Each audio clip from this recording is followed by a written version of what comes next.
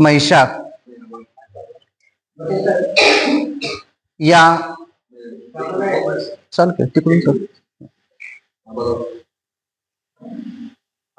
विकास संस्था म्हैसाळ या संस्थेचे सर्व ट्रस्टी मान्यवर आणि उपस्थित ग्रामस्थ बंधू भगिनींनो, आज अंधश्रद्धा निर्मूलनाची गरज याविषयीचं व्याख्यान आयोजित केलेलं आहे. श्रम हाच देव हा विचार मांडणारे बसवण्णा हा मानव मुक्तीचा विचार मांडणारे संत होते. त्यांच्या कार्याला मी प्रथम वंदन करतो. खरं तर पत्रिका बघितल्यानंतर मला असं वाटायला लागलं की हे एकच व्याख्यान वेगळं आहे. बाकी सगळी व्याख्यानं एक धार्मिक पठडीत असणारे आहेत. आणि हे का ठेवलंय तर खरं तर ज्याने ठेवलंय त्यांना मी प्रथमतः मनपूर्वक धन्यवाद देतो, कारण त्यांनी बसवण्णांचं साहित्य वाचलेलं आहे. 12व्या शतकामध्ये बसवण्णांनी समाजाच्या उद्धारासाठी जे कार्य केलं तेच कार्य आज 21व्या शतकामध्ये महाराष्ट्र अंधश्रद्धा निर्मूलन समिती करत आहे. वेगळं काहीही करत नाही. बसवण्णांनी त्या काळात अंधश्रद्धांना विरोध केला, जातीप्रथेला विरोध केला, स्त्री पुरुष समता मांडली, अस्पृश्यतेला विरोध केला, लोकांनी व्यसनाधीन होऊ नये हा संदेश दिला. श्रम हाच खरा देव आहे आणि तोच तुम्हाला तारणार, हे जे बसवण्णांनी 12व्या शतकामध्ये सांगितलं तेच अंधश्रद्धा निर्मूलन समिती आज महाराष्ट्रभर, देशभर आणि विदेशात देखील सांगत आहे. अंधश्रद्धा निर्मूलन समिती ही 1989 साली स्थापन झाली. आज तिला 36 वर्ष पूर्ण होत आहेत.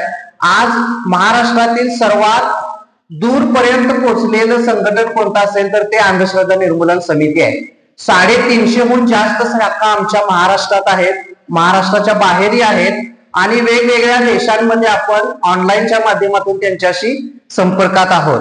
महाराष्ट्रातील प्रत्येक जिल्ह्यात संघटन असणारी ही एकमेव शाखा आहे आणि या शाखेमध्ये कुठलाही जातीभेद, धर्मभेद, पक्षभेद न पाहता जो प्रामाणिकपणे काम करतोय अशा सगळ्या कार्यकर्त्यांना संधी देण्याचं काम अंधश्रद्धा निर्मूलन समिती करते. बऱ्याच वेळेला या समितीची काही स्वार्थी लोकांनी बदनामी केलेली आहे. ज्यांच्या हितसंबंधांना आडकाठी येत होती अशा लोकांनी अंधश्रद्धा निर्मूलन समिती म्हणजे देव आणि धर्म बुडवाय निघालेली समिती असा एक मोठा अपप्रचार केलेला आहे. पण खरं तर अंधश्रद्धा निर्मूलन समिती प्रत्येकाला त्याचा देव धर्म याप्रमाणे आचरण करण्याची पूर्ण स्वातंत्र्य देते. संविधानाप्रमाणे चाललेली ही संघटना आहे. संविधानामध्ये प्रत्येकाला धर्म उपासनेचं स्वातंत्र्य आहे. ज्याला देव मानायचा आहे त्यांनी मानावा, ज्याला देव मानायचा नसेल त्यांनी न मानावा. ज्याची त्याची इच्छा आहे त्या इच्छेचा पूर्ण आदर संविधानाचा संघटना करते. मग संघटना नेमकं काय काम करते तर अशा अंधश्रद्धांना विरोध करते ज्या शोषण करणाऱ्या आहेत, फसवणूक करणाऱ्या आहेत, दिशाभूल करणाऱ्या आहेत. म्हणजे काय असा आपल्याला प्रश्न पडेल. एखाद्या व्यक्तीच्या अंगात येतं आणि ती सांगते की तुझ्या घरामध्ये जे काही चाललंय ते शेजारलीने काहीतरी वाईट केलंय म्हणून चाललंय.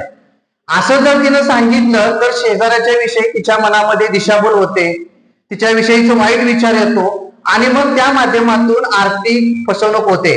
एखाद्या महाराजाकडे गेलं आणि मूल होत नसेल तर अमुक एक पूजा केल्यानंतर मूल होतं असं तो म्हणतो आणि त्या स्त्रीचं शारीरिक शोषण करतो, आर्थिक शोषण करतो, मानसिक शोषण करतो. गुजरातमध्ये एक अम्मा होती, पार्वती अम्मा. ती फक्त स्त्रीच्या पोटावरती असा हात फिरवायची आणि तुला आता मूल होणार म्हणायची. खरं तर बसवण्णांनी सांगितलं की असं कधी होत नसतं.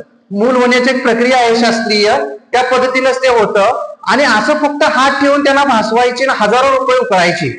असे जे समाजामध्ये कोणी फसवणूक करणारे आहेत, शोषण करणारे आहेत, अशा महाराजांना आम्ही अटक करतो, त्यांच्यावरती ऍक्शन घेतो. फसवणूक करण्याची तक्रार आली की त्यांच्यावरती कारवाई करतो. संघटना एकूण 5 सूत्रात काम करते. हे पहिलं सूत्र आहे. दुसरं आहे वैज्ञानिक दृष्टिकोनाचा प्रचार प्रसाराने अंगीकार करणं. जे बसवण्णांनी सांगितलं होतं की या जगामध्ये अचानक काहीच होत नाही, करते करविते आपणच असतो, आपण केलं तरच ते होतं. परंतु अलीकडील काही सायन्सचा आधार घेऊन नको असणाऱ्या गोष्टी आपल्याकडे पसरवल्या जातात. आलेले सांगितलं जातं की तुमचा मध्ये एक मेंदू आहे, तो आम्ही जागृत करतो आणि तुम्हाला दिव्य शक्ती प्राप्त होईल किंवा तुमच्या मुलं इतकी हुशार होतील की कॉम्प्युटरच्या पुढे जातील आणि पालक 5-5, 10-10, 20-20 हजार रुपये त्या माणसांना देतात आणि स्वतःची फसवणूक करून घेतात. जर कुठलीही गोष्ट करत असताना तिच्या मागे कारण असतं, कारणाशिवाय घडत नाही किंवा अचानक कुणीतरी स्वर्गातून काही चमत्कार करत नाही, हे जे बसवांना सांगत होते तेच सांगण्याचं काम आमची अंधश्रद्धा निर्मूलन समिती करते. तिसरी गोष्ट काय आहे? तिसरी आहे धर्माची विधायक काल सुसंगत चिकित्सा करते. म्हणजे काय करते? धर्म प्रत्येकाला प्यारा असतो, कोणाचाही कुठलाही धर्म असू द्या. जगामध्ये सगळेच्या सगळे धर्म चांगलेच होते. सुरुवातीला धर्माचे 4 अंग असतात. एक नीतीचं अंग असतं, ते खूप चांगलं असतं. माणसाने माणसाशी माणसाप्रमाणे वागा, प्रेमाने वागा, जो संकटात आहे त्याला मदत करा, जो भुकेला आहे त्याला अन्न द्या, तहानलेला आहे त्याला पाणी द्या, गोरगरीब असेल त्याला मदत करा. ह्या सगळ्या गोष्टी धर्माची मूल तत्व होती. पण धर्माचे जे कोणी पुजारी म्हणून बसले त्यांनी स्वतःचे काही मनानं त्यात विधी सांगायला चालू केले आणि लोकांची लुबाडणूक सुरू केली. जसं आपल्याला देशाच्या इतिहासात माहित आहे की एकेकाळी आपल्या देशात नवरा मेला की बायकोला चितेवरती जिवंत जाळण्याची प्रथा होती. हजारो वर्ष त्याला सती म्हणायचं. आज जे आपल्या गावांमध्ये कुठे देवळा असतील तर त्या देवळामध्ये एक शिळा असतील, त्याच्यावरती एक हात असतो पा. असा जर कुठं दगड असेल तर ती स्त्री त्या काळामध्ये सती गेलेली आहे आणि कुणीतरी तिची शिळा उभा केलेला आहे. हजारो वर्ष स्त्रीला जिवंत जाळलं जायचं सती म्हणून. पण हजारो वर्षात एकही पुरुष बायको मेल्यानंतर सता गेला नाही. त्याचं काय बायको प्रेम नव्हतं की काय माहित नाही. पण ही जी स्वार्थी वृत्ती पुरुषांची आहे, कारण धर्मग्रंथ त्यांनी लिहिले, त्यामुळे सगळे हितसंबंध त्यांनी आपल्याकडे घेतले. हजारो वर्ष ही धर्मातली एक श्रद्धा म्हणून चालली होती, पण इंग्रज आल्यानंतर ती बंद केली. कारण सगळ्याच श्रद्धा प्रत्येक काळात चांगल्या असतात असं नाही. त्या काल सुसंगत असतील, चांगल्या तर ठेवायच्या, नसतील तर त्या बदलवाव्या लागतील. हजारो वर्ष महिलांना शिकू दिलं जात नव्हतं, कारण महिला शिकला की धर्म बुडतो, सासरच्या माहेरच्या अमुक अमुक पिढ्या नरकात जातात असं म्हणून शेकडो वर्ष शिकू दिलं जात नव्हतं. सावित्रीबाई फुलेंनी जेव्हा मुलींना शिक्षणाची सोय केली तेव्हा या समाजातल्या लोकांनी त्यांना दगड मारले, शेण मारले, गोटे मारले, पण त्या दमगल्या नाहीत. त्यांनी त्यांचं काम चालू ठेवलं. म्हणून आज आपल्या समाजात ग्रामपंचायतीतल्या सरपंचापासून राष्ट्रपती पदापर्यंत आणि परवा आपण बघितलं पाकिस्तानवरती हल्ला केला त्या वैमानिकापर्यंत सगळ्या महिला तयार झाल्या. त्या कशामुळे झाल्या? आपण धर्माची चिकित्सा केली आणि ज्या गोष्टी चुकीच्या आहेत त्या बाजूला सारल्या, म्हणून या महिला शिकल्या, आज एवढ्या मोठ्या झाल्या. अशा कितीतरी गोष्टी आपल्या धर्मात आहेत ज्या पूर्वी गरज होती म्हणून आल्या, पण आज त्याची गरज नाही. उदाहरणार्थ लग्नामध्ये मामा मुलगीला घेऊन येतो. आता ही प्रथा काय होती? त्या काळात खूप लहान वयात लग्न व्हायची, वयाच्या 4व्या वर्षी 5व्या वर्षी, कधी कधी पाळण्यात सुद्धा लग्न व्हायची. अशा मुलींना लग्न म्हणजे काय, मंडप म्हणजे काय माहित नव्हतं. मग त्याची जबाबदारी मामाकडे होती की मामाने त्या मुलीला नेऊन लग्न मंडपामध्ये तिथं नेऊन बसवायचं. दुसरी प्रथा अशी होती की त्या काळात लग्नामध्ये आक्रमण व्हायची, मुली पळवल्या जायच्या, लुटालूट व्हायची, चोरीमारी व्हायची, तर त्याची जबाबदारी मामाकडे होती. म्हणून मामा हत्यार घेऊन उभा राहायचा. आज काय त्याची गरज नाही. आज मामाला मुलगी उचलत नसली तरी दानगावा करून ती उचलून गेली जाते. कशासाठी गरज? आज मुलगी सुज्ञ झाली, तिला माहित आहे मंडप कुठं आहे, काय कुठं आहे, पण त्याची गरज नसताना आपण ते करतो. आज लग्न मंडपात एकमेकांच्या स्वागतासाठी उभा आहे का एकमेकांचा खून करायला उभा हेच कळत नाही. दोन्हीकडे दोघं तलवार अशा घेऊन उभा राहतात, प्रतिष्ठेची तलवार झाली. म्हणजे ज्या गोष्टी खरंच गरजेच्या नाहीत त्या आपण करतो. पूर्वीच्या काळात समूह शेती होती आणि समूहानं माणूस शिकार पण करायचा आणि एखादा माणूस समजा आजारी पडला, शिकारीला नाही आला तर त्याचा वाटा काढून ठेवण्याची प्रथा होती. कालांतराने तो माणूस मरतोय त्याच्या लक्षात आल्यानंतर त्या काळात जेव्हा माणसाला पुरलं जायचं त्यावेळेला त्याच्या हिश्श्याचं जे अन्न असेल, त्याचं शिकारीचं साधन असेल, शस्त्र असेल तर ते पुरलं जायचं. आता आज माणूस जसा हुशार होत गेला त्याला सगळ्या गोष्टी कळाल्या, आज त्याची गरज नाही. पण आज देखील आपण आई वडील जिवंत असताना किंवा नातेवाईक जिवंत असताना त्यांना जे काही आवडते ते खायला घालत नाही आणि मेल्यानंतर मात्र मग त्या तिथं ठेवून नको ते विधी करत बसतो. तेच बसवानाने सांगितले की जिवंतपणी त्यांची सेवा करा, मेल्यानंतर हे सगळं काही करण्याचा अर्थ नाही. तुकारामाने पण ते सांगितले की जितेपणी नाही अन्न मेल्यावरी पिंड जाणं, हे तो चाळवा चाळवी केले आपणची जेवी. तर हेच काम संघटना करते की असे कितीतरी अजून गोष्टी आहेत धर्मामध्ये. खरं तर आज त्याची कुठलीही गरज नाही, पण ती प्रथा आहे, परंपरा आहे म्हणून आपण चालवत येतो. पण ती तशीच चालवत नेली तर समाजाचा आपला जर ऱ्हास होत असेल, अधोगतीकडे जात असेल तर ती चालवू नये अशी भूमिका अनिस घेत असतं. याच्यात धर्माला अधोगती आणण्याचा कुठलाही उद्देश नाही, उलट धर्म प्रगत करणं, माणसं प्रगत करणं हे काम अनिस करत असतं. त्याच्या जोडीला अनेक संतांचा, समाजसुधारकांचा आणि वैज्ञानिक दृष्टिकोनाचा जो संविधानाचा वारसा आहे तो सगळा पुढे येतो, जो बसवेश्वरांनी दिलेला आहे. जातीप्रथा मानू नका, अंधश्रद्धा मानू नका, व्यसनांच्या आहारी जाऊ नका, स्त्री पुरुषांना समान माना, कर्मकांडांना कुठल्या बळी पडू नका, हे सगळं आहे. हेच मूल्य सगळ्या संतांनी, समाजसुधारकांनी आणि विज्ञानवादी संविधानाने सांगितलं. तेच काम पुढं संघटना करत असते. आणि आता अनेक व्यापक चळवळी झाल्यात.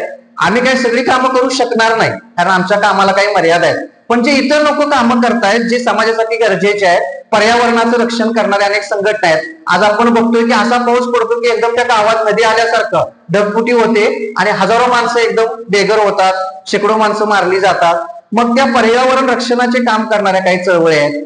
आदिवासी समाजामध्ये जी लोक राहत आहेत, उद्योगधंदेवाले तिकडे जातात, जंगलाच्या जंगल कट करतात आणि त्या बिचारांना हाकलून देतात. त्या आदिवासींचे अनेक प्रश्न आहेत, कामगारांचे प्रश्न आहेत, स्त्रियांचे प्रश्न आहेत. अशा अनेक प्रश्नांवरती काम करणाऱ्या ज्या व्यापक चळवळी आहेत त्यांना आम्ही जोडून घेतो आणि पुढे जातो. अशा पंचसूत्रीतून ही संघटना काम करते. ती कुठल्याही देवाला, धर्माला किंवा तुमच्या श्रद्धांना विरोध करत नाही, हे कृपया आपण समजावून घ्या. आता एक छोटंसं उदाहरण देतो आणि मी सांगतो की ज्या गोष्टी आपण श्रद्धा म्हणून स्वीकारतो त्या डोळसपणे जर नाही स्वीकारल्या तर कशी गडबड होते. ही खूप जुनी गोष्ट आहे आणि त्या काळामध्ये खूप गरिबी होती आणि झोपडीत राहणारं ते कुटुंब होतं. नवराही अंध होता आणि नुकतीच लग्न झालेली नवरी पण अंध होती. दोघांनाही डोळ्याने दिसत नव्हतं आणि दोघेच घरात होती. 9 दिवस गेल्यानंतर नवरी स्वयंपाक करायला बसते, भाकरी थापते आणि बुटीमध्ये 5-6 भाकरी टाकते आणि नंतर जेव्हा हे जेवायला बसतं तेव्हा बुटीत काहीच नसतं. 1 दिवस होतं, 2 दिवस होतं, त्यांना कळत नाही कारण दोघांनाही दिसत नाही. मग तो जो अंध पुरुष असतो तो म्हणतो की बहुतेक कोणीतरी येऊन ही भाकरी घेऊन जात असेल. आता तो माणूस असता तर त्याने विचारलं असतं किंवा त्याचा आवाज आला असता, बहुतेक कोणीतरी प्राणी असावा. म्हणून तो काय करतो, बायकोला सांगतो तू भाकरी टाकायला बसलीस की मला सांग. मग बायकोनं सांगितलं की हा दारामध्ये काठी घेऊन काठी आपटायचा. आता जो कुत्रा भाकरी खायला सोकलेला होता त्या कुत्र्याला हे माहित नव्हतं या माणसाला दिसतंय की नाही ते, पण त्याला हे दिसत होतं की तो काठी घेऊन बसलाय. त्यामुळे आपण जर आत गेलो तर आपलं काही खरं नाही. म्हणून तो काही गेला नाही आणि त्या दिवशी बुटीत भाकरी तशाच राहिल्या आणि दोघं जेवले. आणि मग त्यांनी हा नियमच घालून दिला, ही प्रथाच घालून दिली की ती स्वयंपाक करायला लागली की हा दारात काठी आपटत बसायचा. हळूहळू संसार रंगत गेला. त्यांना 2 मुलं बाळ झाली. आता त्यांना धड धाकट होती, डोळ्यांना दिसत होतं, कानानं ऐकायला येत होतं, सगळं व्यवस्थित होतं. पण ती लहानाची मोठी होत असताना बघायचे आई आपली स्वयंपाक करताना बाबा काठी आपटत बसायचे. त्यांनी कधीच आईला आणि बाबांना हे विचारलं नाही की तुम्ही काठी का आपटताय, आणि आई बाबाला हे सांगावं वाटलं नाही आपल्या मुलांना की आम्ही काठी का आपटतोय. हे बघत बघत ते मोठे झाला, तो मुलगा मोठा झाला, त्याचं लग्न झालं आणि त्याची बायको घरी आली. तिलाही दिसत होतं, यालाही दिसत होतं. 9 दिवस झाले आणि बायको जेव्हा स्वयंपाकाला बसली तेव्हा याला सांगितलं, हे बघ आपल्या घराण्याची एक प्रथा आहे, आपल्या घराण्याची एक रूढी आहे. काय आहे, आई जेव्हा माझी स्वयंपाक करत होती तेव्हा बाबा काठी आपटत बसत होते. आता जर मी ती रूढी मोडली, ती श्रद्धा मोडली तर समाज काय म्हणेल. खरं तर समाज काहीच म्हणणार नव्हता, पण प्रथा परंपरेच्या नावावरती ज्या गोष्टी गरजेच्या नव्हत्या त्या देखील या डोळस व्यक्तींनी चालवल्या. त्या अंध असताना त्याची गरज होती, आज हे डोळस असताना गरज नाही. अशा शेकडो प्रथा परंपरा आजही आपल्या समाजात आहेत, त्या खरं तर घालवणं गरजेचं आहे आणि ते काम संघटना करते. कुंभमेळा आता भरेल काही दिवसामध्ये. 25,000 कोटी या कुंभमेळ्यासाठी शासनानं दिले. आम्ही कधीतरी विचारलं पाहिजे की या कुंभमेळ्यातले महाराज जे आहेत ते कशाला आले तिकडं. तर पूर्वीच्या काळामध्ये अशी एक प्रथा होती की म्हणे देव दानवांचं युद्ध झालं आणि ते अमृत कलश नेताना 4 ठिकाणी 4 थेंब पडले आणि ते थेंब ज्या ठिकाणी पडले 12 वर्षात एकदा तिथं सिंहस्थ पर्वणी आली की त्या नदीमध्ये जाऊन डुबकी मारली की सगळी पापं निघून जातात. आता हे साधू महाराज जर एवढी पापं करत असतील तर ते साधू महाराज कसे काय, हा प्रश्न आपण विचारला पाहिजे. कारण बसवांनांनी असं म्हटलं होतं, टिळा लावणं, गळ्यात माळ घालणं किंवा आणि काही कर्मकांड करणं त्याच्यापेक्षा तुम्ही आंतरिक शुद्ध आहे की नाही, मनाची निर्मळ आहे की नाही हे महत्वाचं. त्या वरच्या गोष्टी करणे गरजेचं नाही. हे जर खरंच साधू असतील, म्हणत असतील तर त्यांनी कुठली अशी पापं केली की त्या पाण्यामध्ये जाऊन त्याला बुडी मारावी वाटते. आणि खरंच असं पाण्यात बुडी मारल्यानंतर पाप धुवून जातं का, हा विचार करणं गरजेचं आहे. जे संतांनी सांगितलं की अशा कुठल्याही कृतीनं पाप धुवून जात नाही, तुम्हाला चांगलीच कर्म करावी लागतील. मग अशा लोकांसाठी जे गांजा ओढतात, चरस ओढतात, आमच्या शेतकऱ्यांना चुकून एखादं गांजा झाड लावलं तर त्याच्यावर केस होते, पण ह्या लोकांसाठी शाही इतमामात हे सगळं नेऊन ठेवलं जातं. 2,500 कोटी रुपये त्यांच्यासाठी खर्च केले जातात. तेच पैसे जर आमच्या शेतकऱ्याच्या मालाला योग्य भाव देण्यासाठी दिले किंवा कर्जमाफीसाठी दिले तर शेकडो शेतकरी या महाराष्ट्रात पुन्हा उभे राहू शकतील. मग आम्ही कशाला श्रद्धेच्या नावाखाली पाठबळ द्यायचं आणि कशाला द्यायचं नाही हे ठरवायचं कुणी, तुम्ही आम्हीच ठरवावं लागेल, तुम्ही आम्हीच बोलावं लागेल. बोलणाऱ्याला लोक नावं ठेवतील, कारण ज्या झाडाला फळ असतात त्या झाडाला लोक दगड मारतील, पण नावं ठेवली म्हणून आम्ही मागे सरणार नाही किंवा दाभोळकरांच्या वरती गोळ्या झाडल्या त्यांना संपवलं म्हणून विचार संपणार नाही. आम्ही सगळे दाभोळकर आहोत म्हणून पुढे जात आहोत. पुन्हा एकदा ठामपणे हे सगळं कार्य करतोय. तुमची आम्हाला साथ हवी. जे बसवण्णांचं कार्य आहे तेच ह्या संघटनेचं कार्य आहे, तेच आम्ही पुढे नेतोय. आपण साथ द्याल अशी अपेक्षा व्यक्त करतो. बनसोडे सर हेच काम करतायत, हे काम करता यावं म्हणून त्यांनी प्राध्यापकाच्या नोकरीचा मध्येच त्यांनी राजीनामा दिला, स्वेच्छानिवृत्ती घेतली. आज ते महाराष्ट्रभर फिरतायत. महिन्यातले 22-23 दिवस ते संपूर्ण महाराष्ट्रभर फिरतच असतात. कधीतरी 3-4 दिवस घराकडे ते लक्ष देत असतात. हे सगळं काम कशासाठी चाललंय, यातून आम्हाला काही मिळत नाही. फक्त आपला समाज चांगला व्हावा. जी तळमळ बसवण्णांची होती तीच तळमळ आमची आहे आणि त्यासाठी आम्ही कार्य करतोय. आपण साथ द्यावी अशी अपेक्षा व्यक्त करतो आणि थांबतो. धन्यवाद.